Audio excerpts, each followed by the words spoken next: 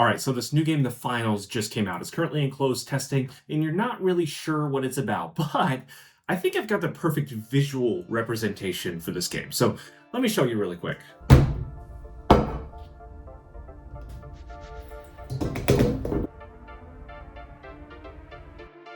Yeah, it can be fun. I'm getting smoked here. Help. Yeesh. There, jeez.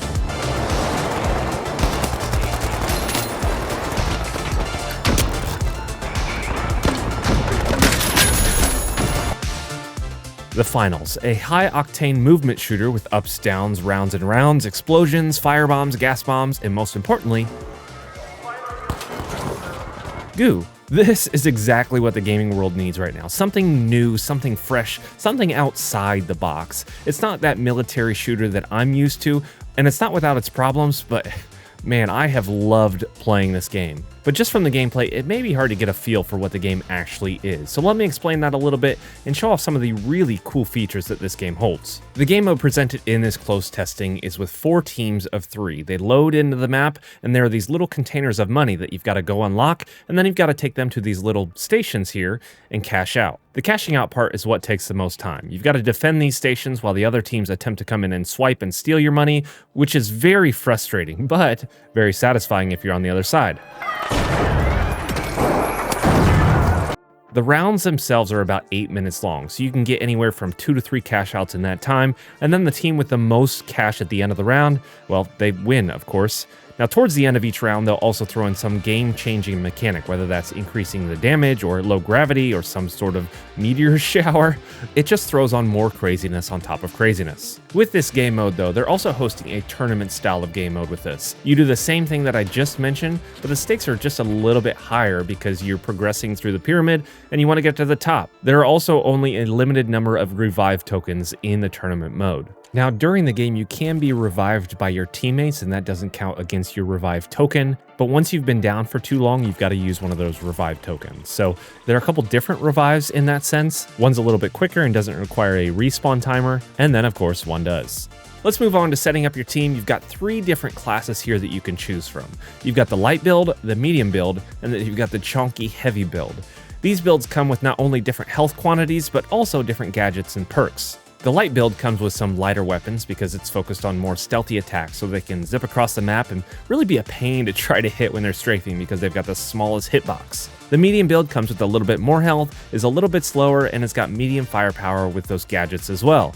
And then the heavy builds, well, they're a tank, so they're slow, but they've got really powerful hits and a lot more health. Outside of gameplay, though, when it comes to customization, the biggest thing, and I'm not a huge fan of this, is the lack of weapon customization. Sure, you've got the skins that you can use, but there's not a way, at least that I'm aware of yet, to put optics on these weapons. I personally am a red dot kind of guy. I hate iron sights, and while they're fairly easy to aim with in this game, they're not my thing, man. From the way it looks, though, they're probably not coming until later because obviously that's just another balancing feature. You've got to sort of figure out how those weapons and attachments can affect gameplay and how it affects your movements. I think those are probably going to be a difficult feature to add to this game because right now they're trying to balance it with just these iron sights, and so the optics and other features are definitely going to throw a wrench into the balancing of this game. Now, they do have player customization that you can purchase with actual money, it looks like, and then they're also going to have a battle pass system. Actually, right now, in this closed testing, they have their own battle pass system already, and I think that's kind of cool. I guess they prepared that. But honestly, the customization reminds me a lot of something like Super People or Ring of Elysium. It has a very Eastern gamer vibe to it. Not that that's a bad thing or anything like that. This game is really focused on those flashy colors and movements, so that's sort of expected. It just reminds me a lot of those games. I will say, though, the worst thing about this game right now is the time to kill, and that's probably more of a personal preference for me. I'm not very good at tracking, but good gravy. Dumping a full AK mag into somebody and not getting a kill can be very, very frustrating. And look, I understand the need to have a higher time to kill in this game. You've got a lot of movements and everything is more dynamic, so as a player, you have to sometimes retreat, reassess your approach, and then re-engage. But holy smokes, it takes a very long time, especially if you've got a team running a heavy loadout with the medium loadout just using his healing ability the entire time on him. Good luck winning that gunfight. But outside of that, I absolutely love how dynamic this game can be. You want to enter a building from the roof? You can do that. You want to throw down some goo as a protective measure? You can do that as well. You want to use jump pads to enter in from a side window that nobody expects? You can do that. Now, I personally can't because I'm a garbage gamer, but I remember back when Apex Legends first came out a few years ago, people were doing some crazy things that blew my mind with that new movement system, and I expect that with this game as well. Expect to see some crazy clips. I think I actually saw a clip on the internet that somebody grabbed a chair, they put a turret on it, and then they used their telekinetic abilities to move it around and just shoot people with that turret. Not very practical, but a very interesting and very dynamic kind of gameplay. Now, the game is obviously not without its negatives here, especially when it comes to bugs. I crashed once while doing a tournament. That was a very frustrating experience, but it was only one crash in my few hours of gameplay, so that's good. And that's better than what some games can say nowadays. There was also this really weird bug where the game forced me to shoot. I wasn't pressing the shoot button, but it kept shooting, and I wasn't sure why that was. And then to go along with this, you couldn't change keybinds to your mouse. One time, our whole squad pretty much fell through the moving platforms because of the goo that was on it, and so we died and, we lost. And on top of that, I've had some problems with the movements. For the most part, it's very, very smooth, but things like the zipline engagement can be very wonky, and it seems like there's some sort of input or hit reg issues that I've noticed, and I know other people have said this as well. But when it comes to these, I know these are just bugs right now in this closed testing phase, and these can probably be fixed before the full release.